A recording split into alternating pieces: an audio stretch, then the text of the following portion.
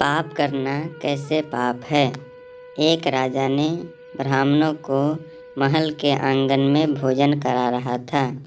राजा की रसोइया ने खुले में भोजन तैयार कर रहा था। उसी समय एक चील अपने पैरों में एक जिंदा सांप को लेकर राजा के महल के ऊपर से गुजरी।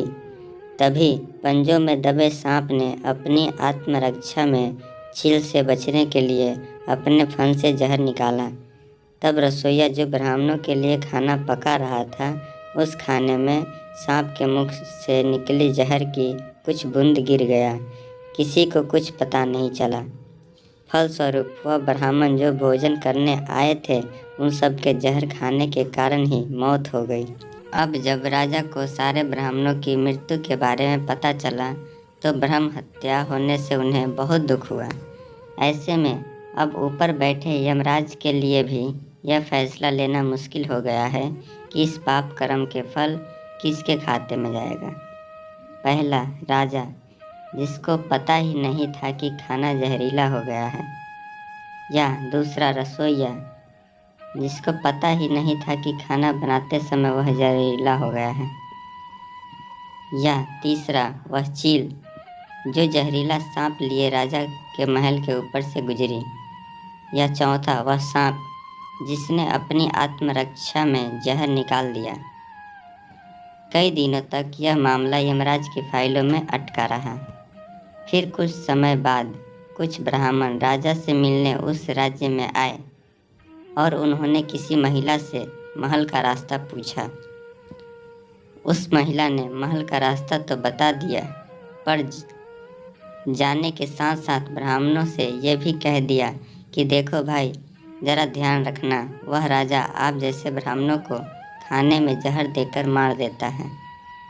जैसे ही उस महिला ने यह शब्द कहा, उसी समय यमराज ने फैसला लिया कि उन मृत ब्राह्मणों की मृत्यु के पाप का फल इस महिला के खाते में जाएगा और इसे पाप का फल भुगतना होगा।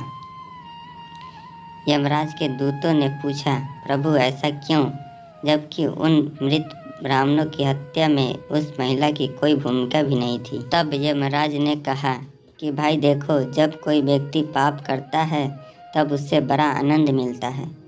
उन मृत ब्राह्मणों की हत्या से न तो राजा को आनंद मिला, न ही उस रसोइया को मिला, न ही उस सांप को आनंद मिला और न ही उस चील को मिला, पर उस पाप कर्म की घटना की बुराई करने के कारण उस महिला को निश्चित रूप से खुशी मिली, क्योंकि राजा के अनजाने में पाप कर्म का फल अब इस महिला के खाते में जाएगा।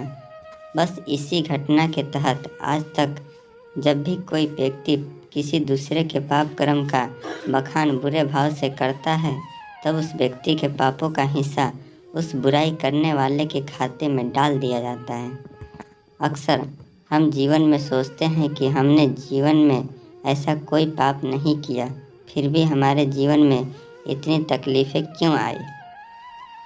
यह कष्ट और कहीं से नहीं, बल्कि लोगों की बुराई करने के कारण उनके पाप कर्मों से आ जाते हैं, जो बुराई करते ही हमारे खाते में ट्रांसफ़र हो जाते हैं। इसीलिए आज से ही संकल्प कर ले कि किसी भी पाप कर्म का बखान बुरे भाव से कभी नहीं करना चाहिए, यानी किसी की भी बुराई या चुगली कभी नहीं करनी है। लेकिन यदि फिर भी हम ऐसा करते हैं तो हमें ही इसका फल आज नहीं तो कल ज़रूर भुगतना ही पड़ेगा।